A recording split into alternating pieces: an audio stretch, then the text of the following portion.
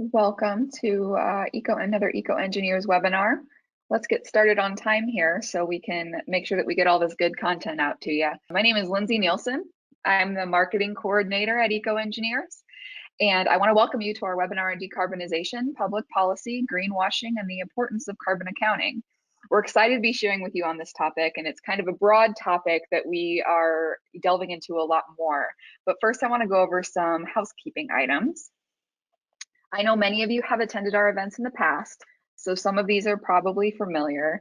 We're going to have a Q&A session in the last 10 to 20 minutes of the presentation. During the presentation, feel free to type your questions into the questions chat function, and we'll try to answer as many as we can. We also will send out emails to answer your questions if we don't get to all of them. And as usual, this webinar is recorded and it will be shared following the event. You should just get a link in the follow-up email. And we don't provide copies of the slides.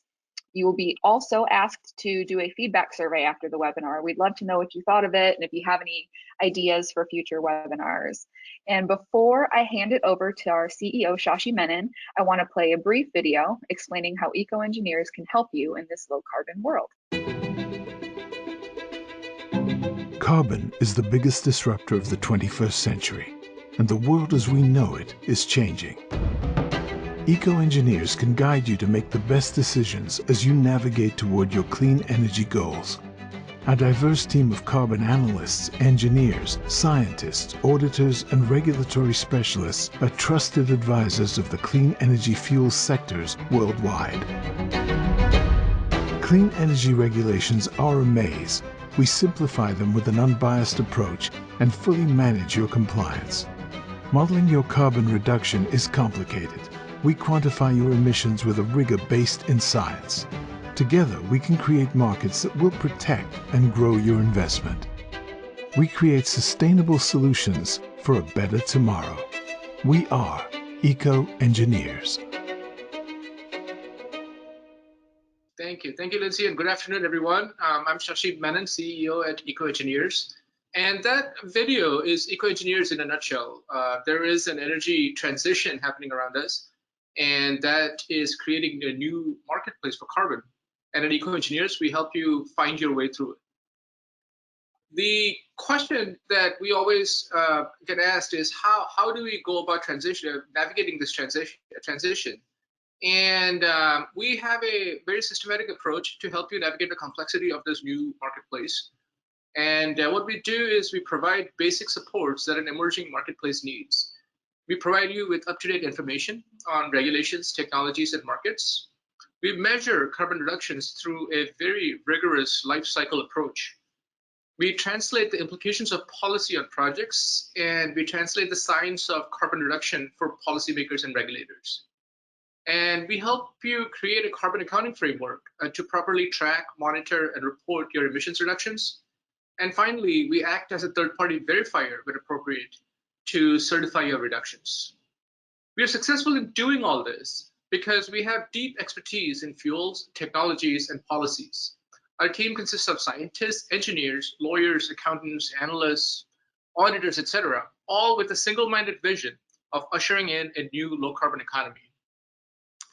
At the core of this transition to a new energy economy are policies that either mandate new forms of energy, or they create carbon markets that incentivize the transition to new energy sources. But the foundation of measuring and tracking greenhouse gas emissions reductions is a carbon accounting framework. And so today we are here to talk about the intersection of those two, intersection of policy and carbon accounting systems, and how it is important for policymakers to understand carbon accounting and for the scientists behind carbon accounting to understand policy formation. Without this dialogue, policies with the best intentions become ineffective. So we're going to start with an overview of the intersection of carbon accounting and policy, followed by a high-level policy outlook. And then to make the subject a little more interesting, we're going to look at 3 case studies, and we'll see how policies impact carbon accounting and project revenues. So joining me today in doing this is Sarah Caswell and Dr. Roxby Hartley, and Lindsay Nielsen, who you already met. Sarah is our federal and state policy lead at EcoEngineers, She's a lawyer by training and has dedicated her career to low carbon fuels policy. She has decades of experience working with industry and government in Washington in analyzing and crafting policy that balances industry needs with climate goals. She's going to share an overview of the federal policy landscape and what is happening in some key states today. We also have Dr. Roxby Hartley with us today. Roxby is our team lead for compliance management services. He has decades of experience in scientific research and development and management of low carbon diesel substitutes, biodiesel and renewable diesel. He combines a passion for environmental issues with a deep scientific knowledge and a keen ability to analyze regulations. He holds a doctorate in geophysics and a bachelor's degree in geology, both from Oxford University in England. And last but not least, Lindsay Nielsen, our marketing coordinator, will be narrating the case studies and controlling the picture show and acting as the overall MC for the webinar. So I said earlier that the transition to a low carbon economy has already started, and that cannot be reiterated enough. Ambitious climate goals are being put in place right now, and carbon policies are being enacted to achieve really aggressive climate reduction goals. And I mean, I don't know if most of you may have seen the release from the EIA today that talked about what it will take to reach a zero carbon goal by 2050. And you're talking about a world that none of us know of. It's a strange world. It's a new world. And these policies are being put in place right now. And it's really important as we write these policies to understand greenhouse gas measurements and how carbon markets work. And this is key to successful policy implementation. And the uniqueness of carbon accounting makes this a little difficult. There are terms such as additionality, leakage, and net zero. These terms need definitions, and they need to be properly defined and placed within the context of policy. If this isn't done, policies will not have a shared, coherent vision and an approach for reducing emissions. As policies are being written, we want you to ask, are these policies prescriptive or are they market-based? What are the pros and cons of each? What are some challenges having multiple patchwork policies versus one national policy? Or can a national policy be sufficiently flexible to accommodate regional differences? These are all very real problems, and there are no easy answers.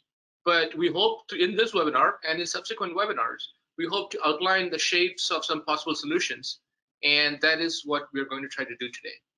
So with that, I want to invite Sarah Caswell to give us an overview of U.S. carbon policy as it stands today. Sarah? Thank you for your introduction. And this is so prescient and so important for us to be talking about this in our deep experience with greenhouse gas reduction policies to date. EcoEngineers has deep experience with the renewable fuel standard and the low carbon fuel standard in California, and the practical effects of both in terms of implementation. So to start, effective public policies will be a key driver of success in achieving the ambitious carbon reduction commitments that Shashi mentioned that are made by governments.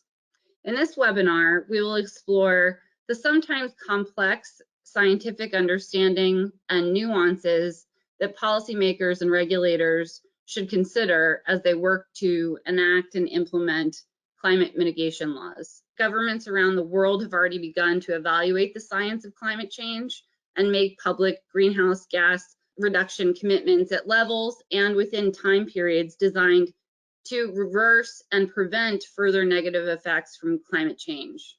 For instance, several US states have passed or are working to enact climate mitigation laws.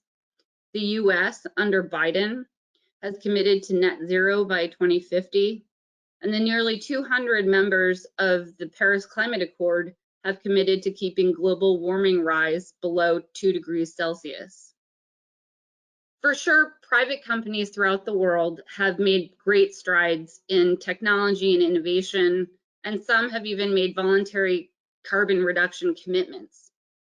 However, a central and overarching public policy is necessary to ensure country and economy-wide carbon reductions that will be able to be measured in order to meet the ambitious decarbonization commitments that have already been made. It will take all possible greenhouse gas reductions, not just in the transportation sector, for instance. And the policy can be structured in many different ways. For instance, we've seen in the US, the Renewable Fuel Standard creates a volumetric mandate for the use of covered biofuels by obligated parties, while California's low carbon fuel standard provides market-based incentives to drive cleaner transportation fuels into that state market. In addition, policymakers and regulators must decide whether effective decarbonization policies can be made up of a patchwork of individual policies like we're seeing in the US with the various state policies that are beginning to be enacted, or whether it will be necessary to enact a uniform national or even a global decarbonization policy with a central carbon accounting system. President Biden and his administration have been focused on developing public policy to achieve the ambitious net zero emissions commitment in the US by 2050. The president has signed executive orders to this end, including one that would protect supply chains for needed components in the production of clean energy, like electric vehicles. Currently, the Biden administration is focused on working with Congress to pass a massive infrastructure spending bill that will propel investments in clean energy, infrastructure, and green jobs. So one question is, how do spending bills like this fit within the broad net zero by 2050 climate commitment made by the Biden administration? Is that sufficient, or do we need an additional type of policy?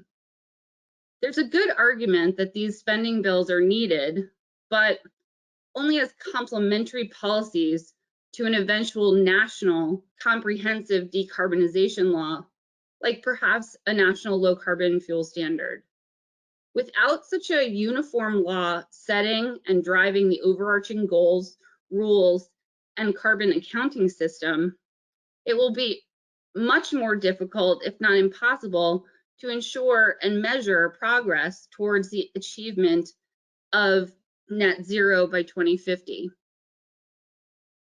To illustrate the real-world impacts of climate policies and regulations, we're going to provide and analyze 3 hypothetical scenarios. So now I'm going to turn this over to my colleague Roxby Hartley to introduce the first scenario, illustrating what we've been speaking about so far. Roxby? Thanks, Sarah. Thank you, Shashi, as well. And as Sarah says, for the second part of the webinar, we will introduce 3 hypothetical case studies to illustrate different aspects of carbon accounting. Each case study has a question with a poll, and hopefully many of you will participate in the polls. Carbon accounting is where policy meets science. Any carbon reduction policy has to have a robust scientific basis to ensure that reductions claimed are real reductions in greenhouse gases, that the program has integrity and it can be trusted, so it can be trusted both by the participants in the program and by external observers. The other part really is that any program has to have some means of auditing the carbon reductions. So today we're going to start off with what at first sight is a seemingly straightforward example. Sarah and I are going to own and fuel cars in California, and we're going to examine who should claim net zero benefits under the LCFS regulation. And I should point out net zero emissions is net zero greenhouse gas emissions, and it shouldn't be confused with zero tailpipe emissions. Zero tailpipe emissions means that the only gases coming out of the tailpipe is water. There still might be greenhouse gas emissions associated with driving that car, but they are upstream. They are from the energy production. So with that, Lindsay, would you please take away the first case study? Sure, thanks, Roxby. So let's meet Sarah. She lives in California, and she really, really loves her gas-guzzling pickup truck. It can haul things, it makes her feel powerful on the road. However, she does know that it creates emissions. The gas she puts into her truck emits 10 metric tons of carbon dioxide equivalent per year. And now here's her neighbor, Roxby. Roxby really wants to be environmentally friendly. So he decides to purchase an electric vehicle and install solar panels on his roof to charge it, which, according to the California Air Resources Board, generates 0 metric tons of carbon dioxide equivalent per year in emissions. Good job, Roxby. Now, so let's say that they both drive their vehicles for a full year throughout 2021. Here's Roxby again, the EV lover. CARB and other upcoming state programs can offer credits for low carbon fuel driving. So Roxby goes to CARB to generate LCFS credits for his green driving. He generates 9 metric tons of carbon dioxide equivalent in credits. Meanwhile, Sarah decides that she also wants to be environmentally conscious. She and Roxby have been talking, and she knows Roxby generates credits for his driving.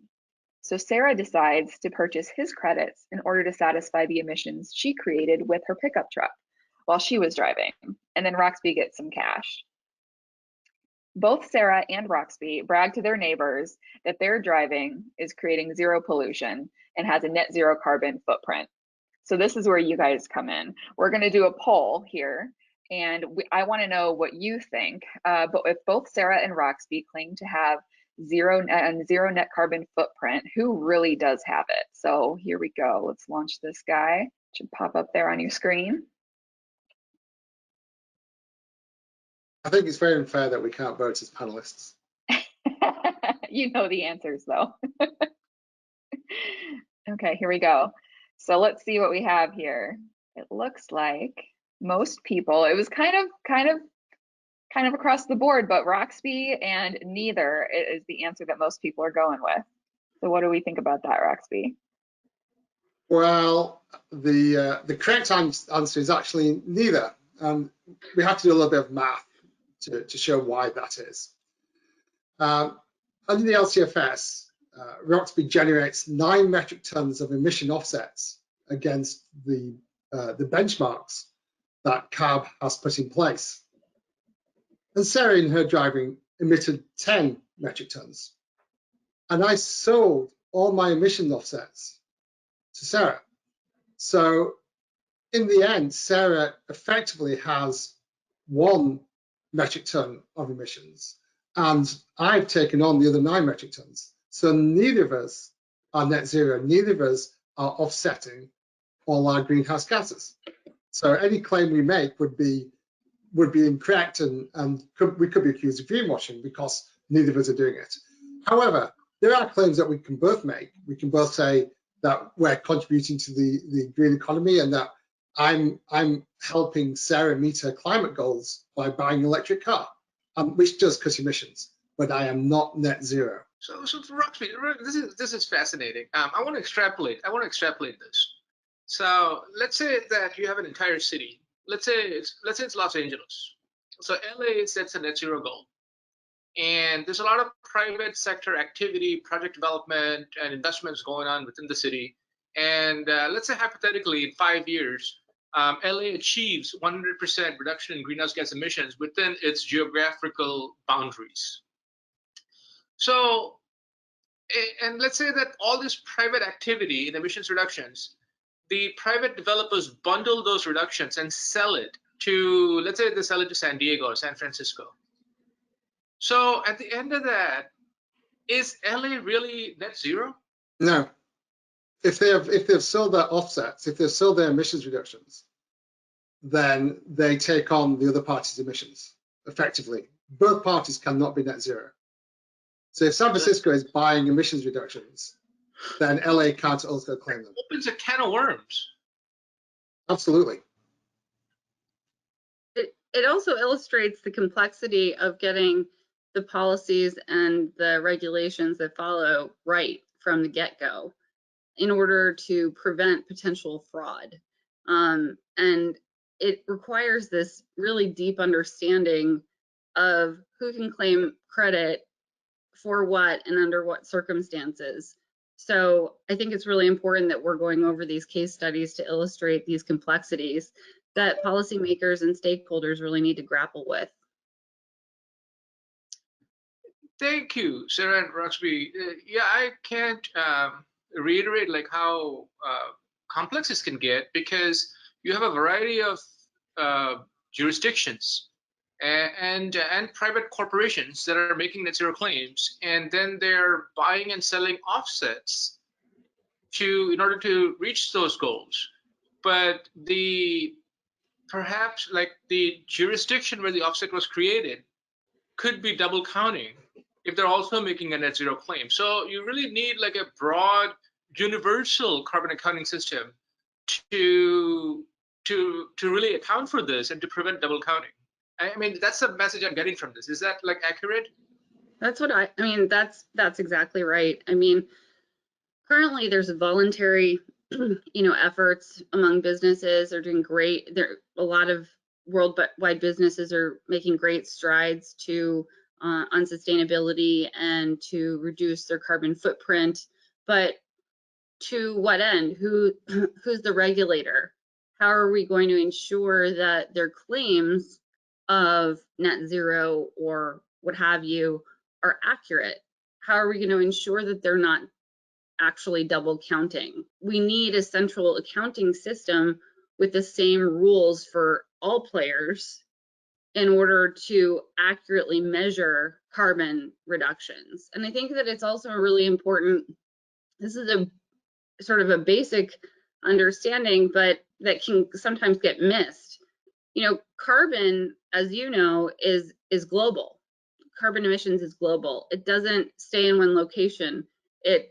So as policymakers craft carbon reduction policies, potentially someone who reduces carbon in one location or somebody who emits but buys the credits where the reduction occurred in another location can claim, credit for carbon reductions.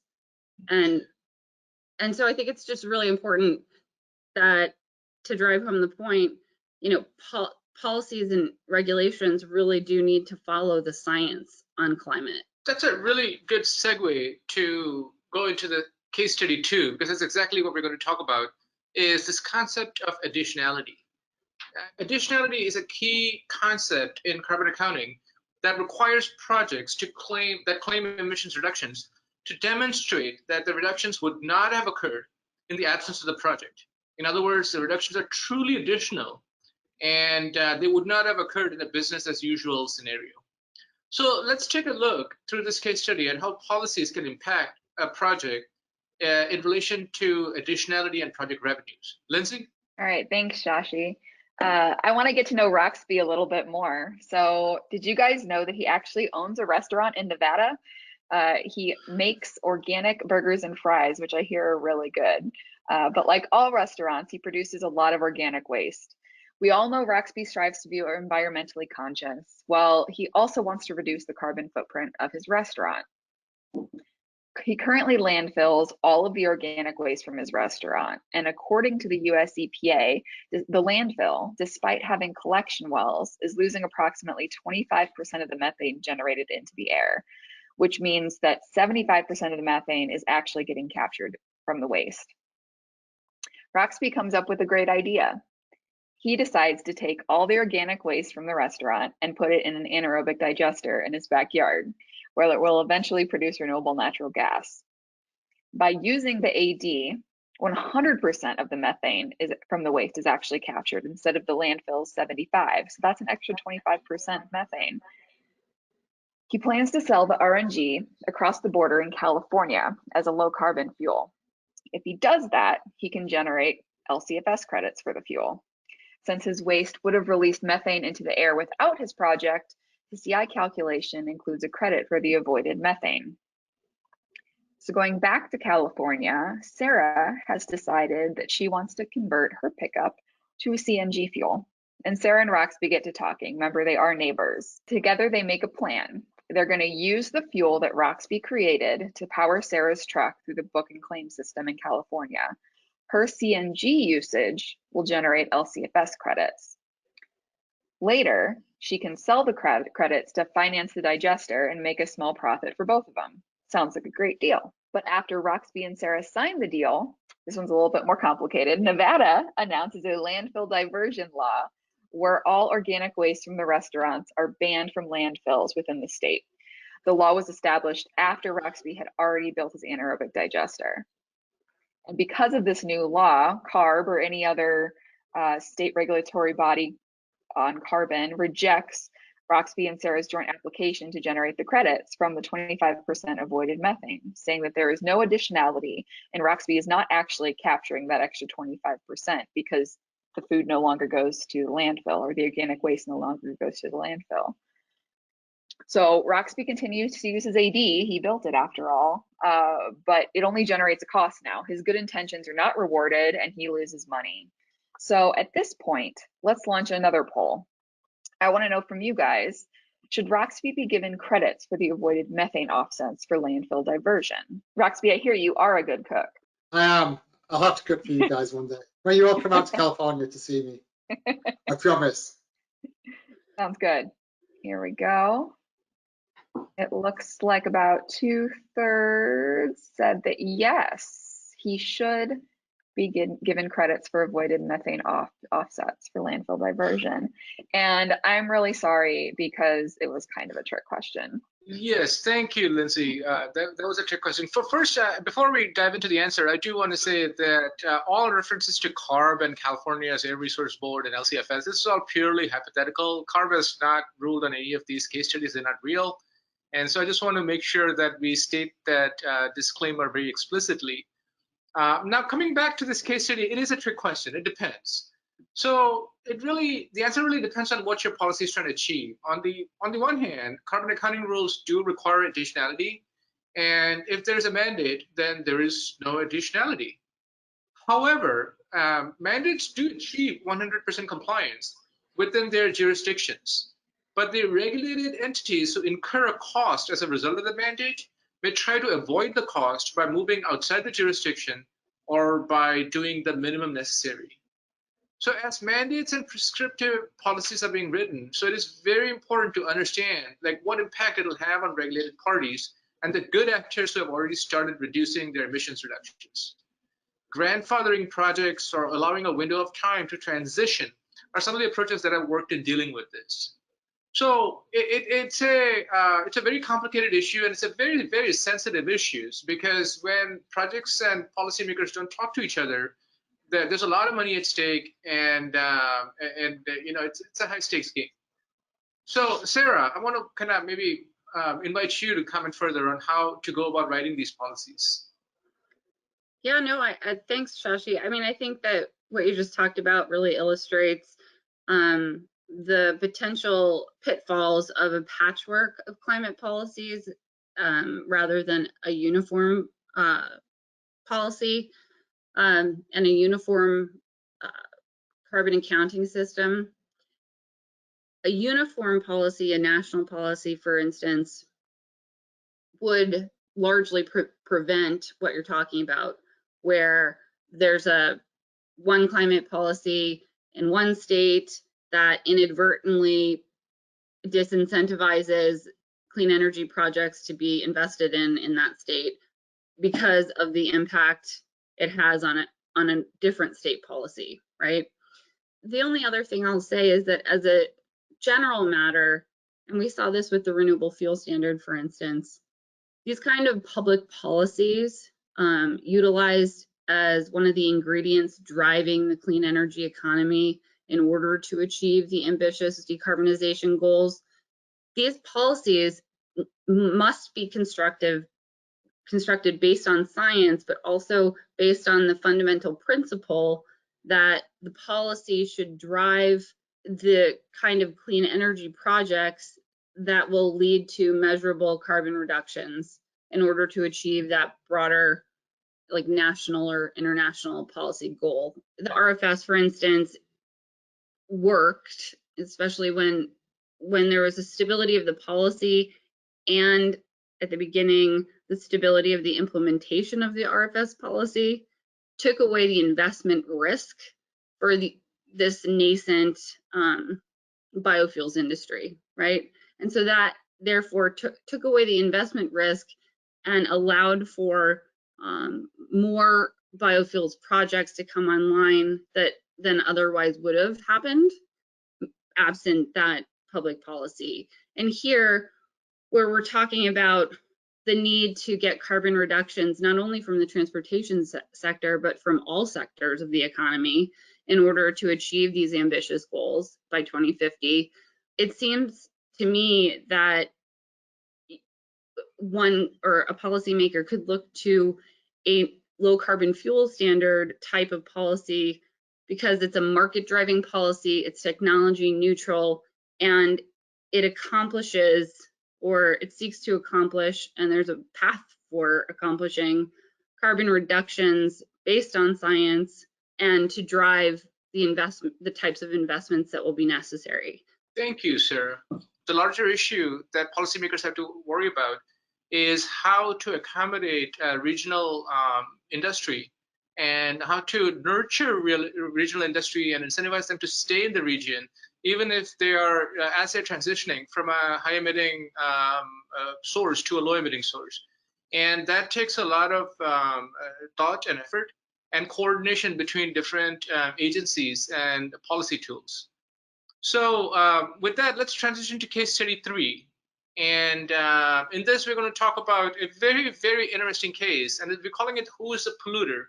And in this case, it's all about setting LCA boundaries to measure where is the source of carbon, and who should be taking the responsibility for introducing the carbon into the atmosphere.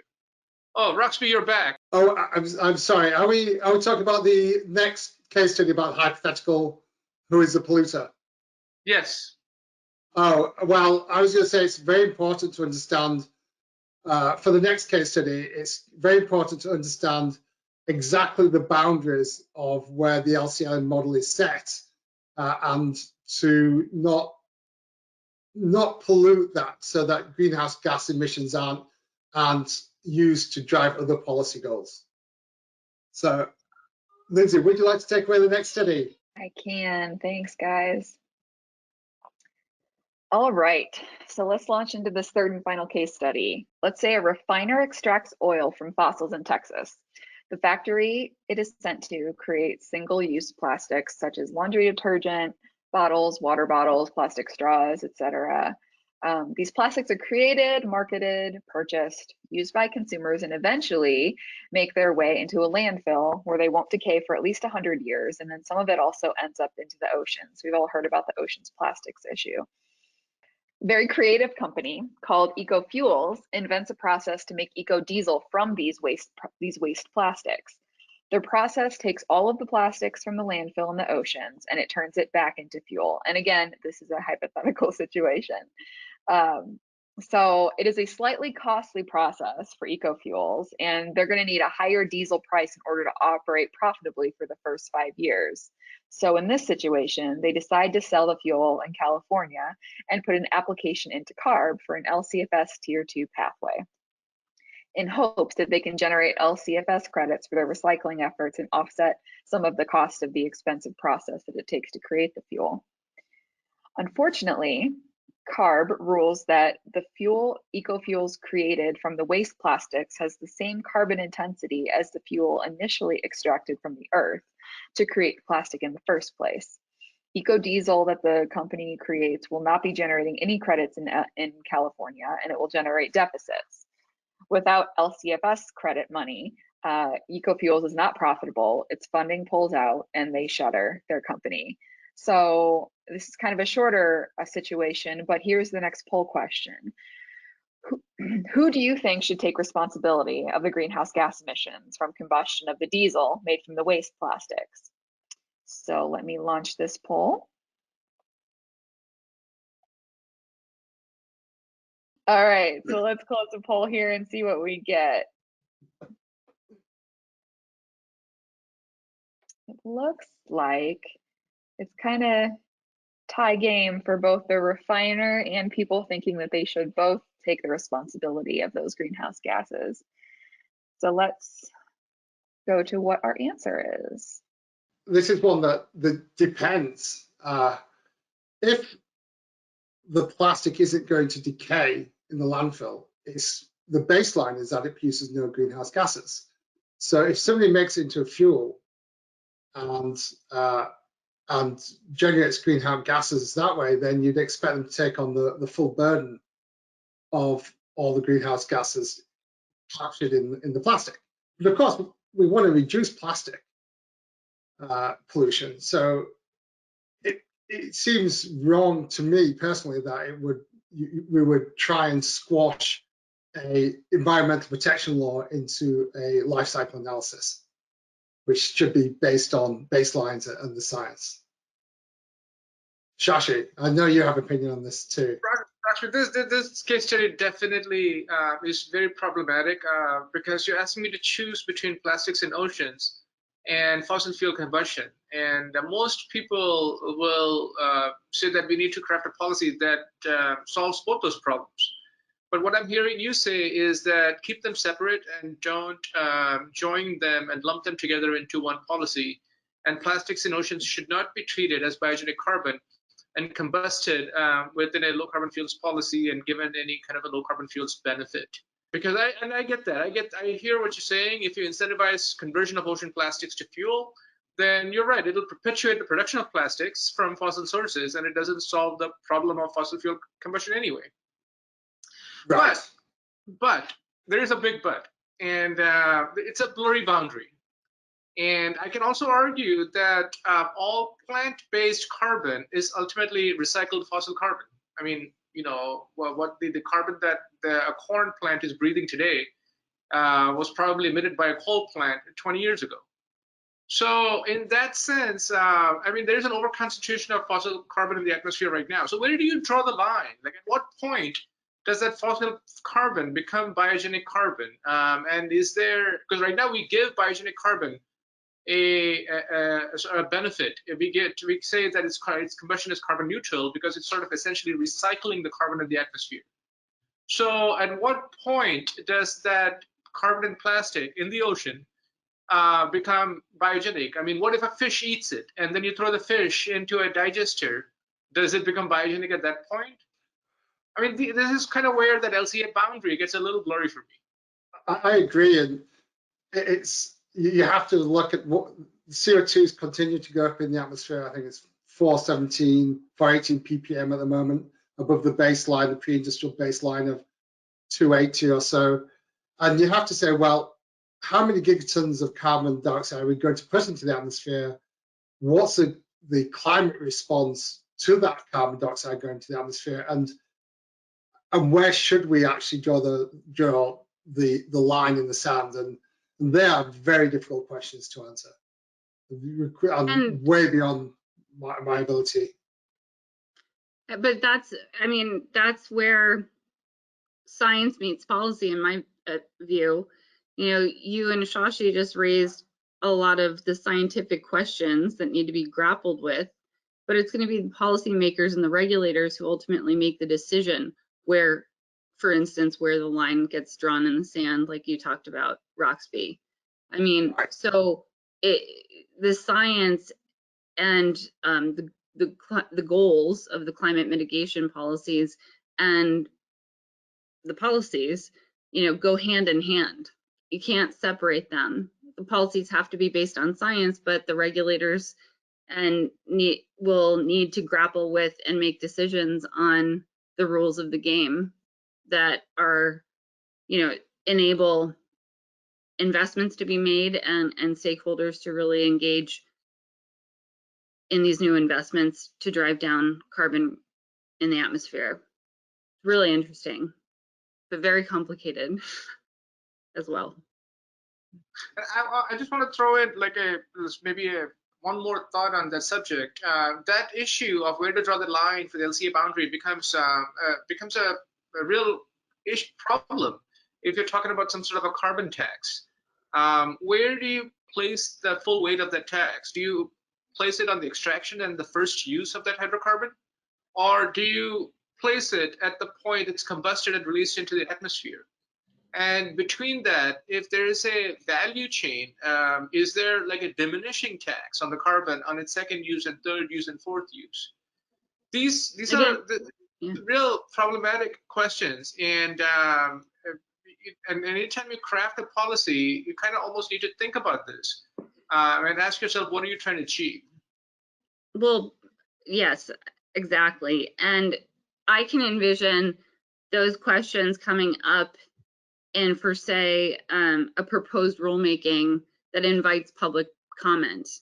And at that point, stakeholders who plan to participate in carbon reduction investments and in this law should weigh in, because that only helps the regulators as they grapple with and ultimately decide the answers to those questions.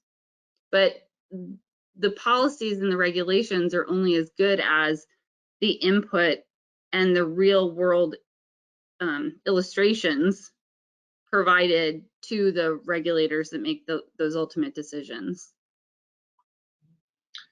Thank you, Sarah. At the beginning of the webinar, I briefly mentioned that the EIA has come up with a sort of an outlook for 2050 in which there is no, I think 70% of power generation is from renewable sources, and they have created all these assumptions into this scenario. It's a world that I don't recognize. It's not our world today. It's a completely different world. And I think that we can anticipate that the world in 2050 may not exactly be the way EIA has painted in this report, but it will be different from what we are living in today. And Absolutely. we will be very, very creative in formulating policies to guide us through this new world as we go forward. I mean, we have no idea what 2050 is going to look like, but we know it's going to be different.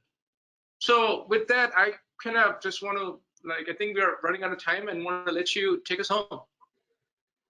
Sure, yeah, my pleasure. Well, the point of today's webinar was to educate all stakeholders, including policymakers and regulators and folks in business, on the importance of understanding the science that drives climate mitigation, the importance of the policies that reflect the science, and the need to be aware of potentially conflicting rules and policies that could inadvertently disincentivize beneficial clean energy projects or inadvertently cause double counting, etc. So we just wanted to highlight the complexities and the nuances that will be necessary as different governments consider their climate policies to address and to achieve the very lofty commitments that have already been made. We'll plan to hold a future webinar on a potential model policy with a lot more specifics about the components that we feel might be necessary in any one of these climate mitigation policies. But today we just really wanted to highlight the science and how science is related to the policy, how they're intertwined, and all of the nuances that really need to be considered and questions that need to be answered as policymakers go forward. Lindsay, should I turn it back to you for questions and answers? Sure. We have a couple questions here. There was one.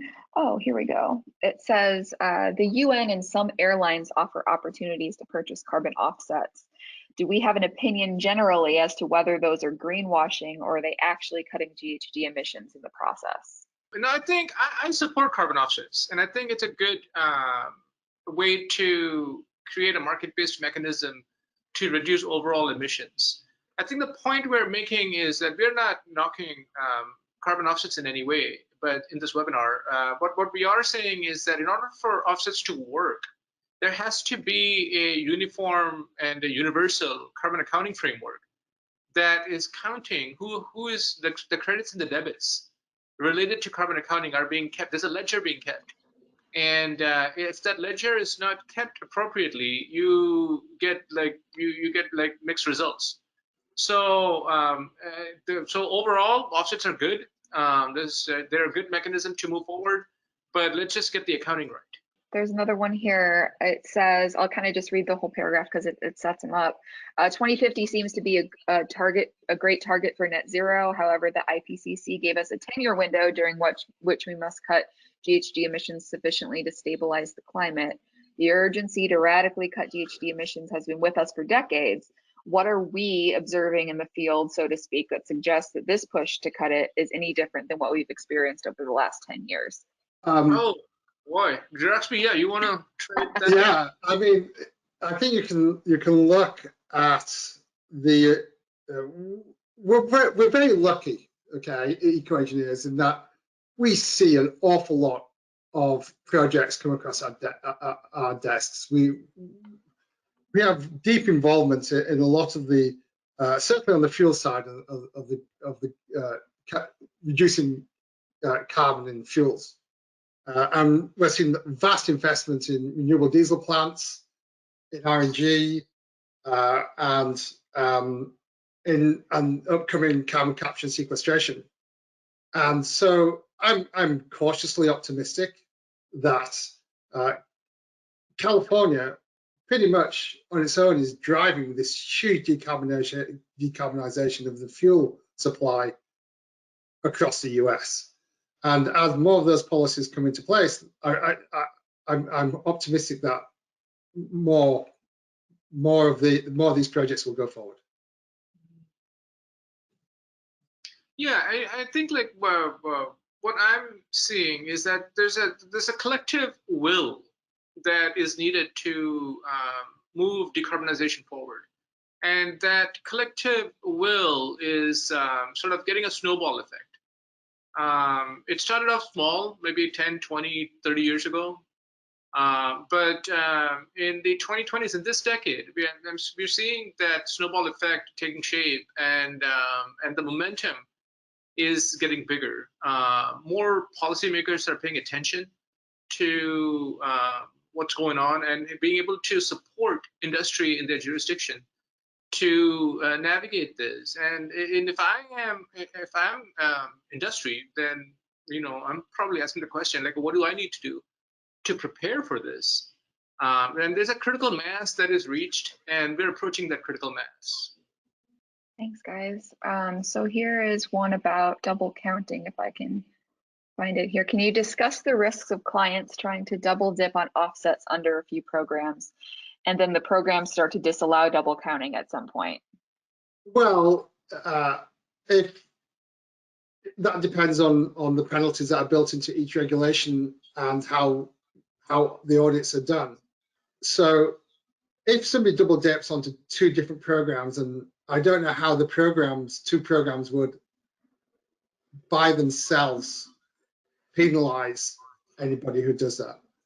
And that's a difficult question to answer.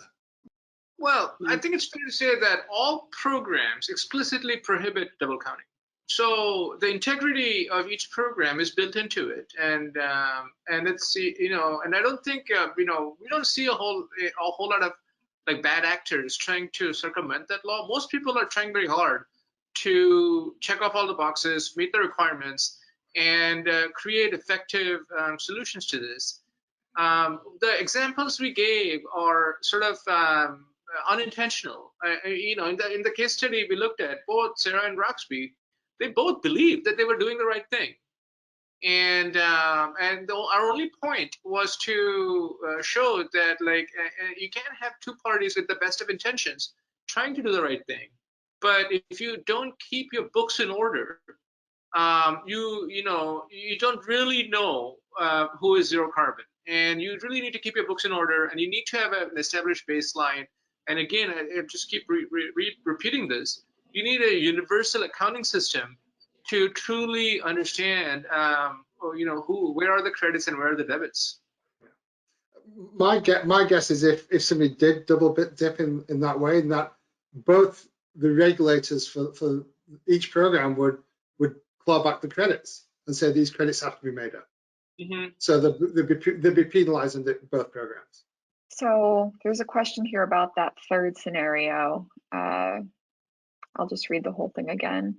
The current GHG framework seems to promote the disposal of plastics in the ocean or in the landfill as recycling plastics versus either of these options takes energy and thus emits CO2. This person agrees that fuel from plastic should not be considered green, but shouldn't there be a better incentive to promote chemical and mechanical recycling? I guess that's not really a question, but more of a what is your thought on better incentive to promote chemical and mechanical recycling? Absolutely agree.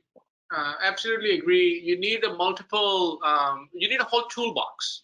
It's not like if you only have a hammer, you'll keep hitting the nail. But you need an entire toolbox. You need to have different policies that address different things. Plastics, GHG emissions in the atmosphere.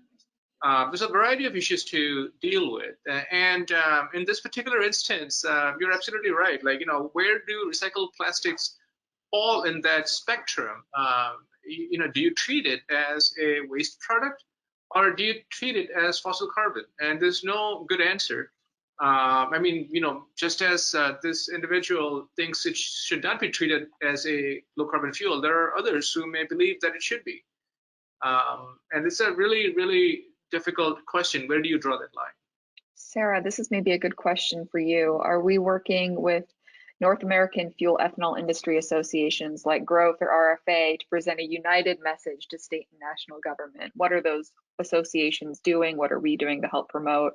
Well, I have relationships with folks, policy folks at all of those associations. Full disclosure, before being at EcoEngineers, one of my former jobs was at BIO in Washington, D.C., which is one of those national trade associations for biofuels. So I have a long-term working relationship with policy, government affairs folks at all of the trade associations, and I'm in touch with them quite a bit. There are several informal working groups that I'm aware of right now discussing among industry, discussing what kind of structure or what does a framework for carbon accounting look like on a national level, sort of grappling with those types of questions. So, the answer is yes, we work with those other groups, but to my knowledge, there's nothing formal yet in terms of influencing a message.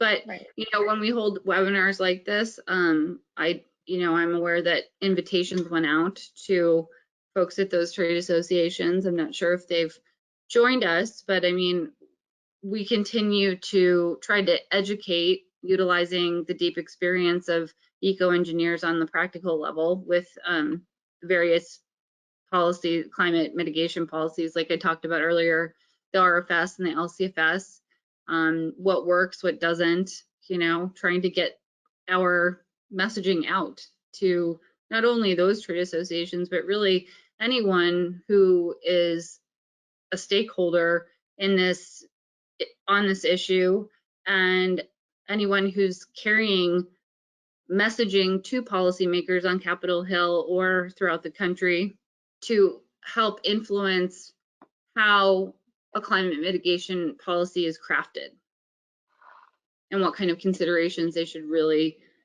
be focused on, like a central accounting system. As carbon capture technology improves, how can we hold regulating bodies accountable to improve modeling methods like GREET to truly account for more GHGs captured? I'll just say, from where I sit, how can you hold them accountable? It's stakeholder engagement. It's all about stakeholder engagement. They need to hear from folks in the industry, they need to hear from stakeholders. The regulators need to hear from stakeholders with respect to the importance of updated GREET modeling within the regulations. And Shashi, maybe you can expand a little bit more on that as well, or Roxby. No, I think that's a good answer, Sarah. There is no one easy answer or silver bullet to solve these issues. I think stakeholder engagement is actually probably the best answer I've heard. It takes a lot of time, it takes a lot of effort, and it takes a lot of conversations to advance an agenda and to get good results in place. So I absolutely second that. I think stakeholder engagement is the key. Lindsay, All I right. know we're running out of time, but I do want to jump in and repeat that, it's for anybody, if we didn't make it clear enough throughout the webinar, all references to California Air Resource Board and LCFS is purely hypothetical. CARB did not endorse anything in here, and we're not suggesting that they did or will do anything that was stated today. So thank you again for everybody for joining us. All right. Have a good afternoon, everybody. Thank you. Thank you, everyone. Bye-bye. Thank you for joining Bye. us.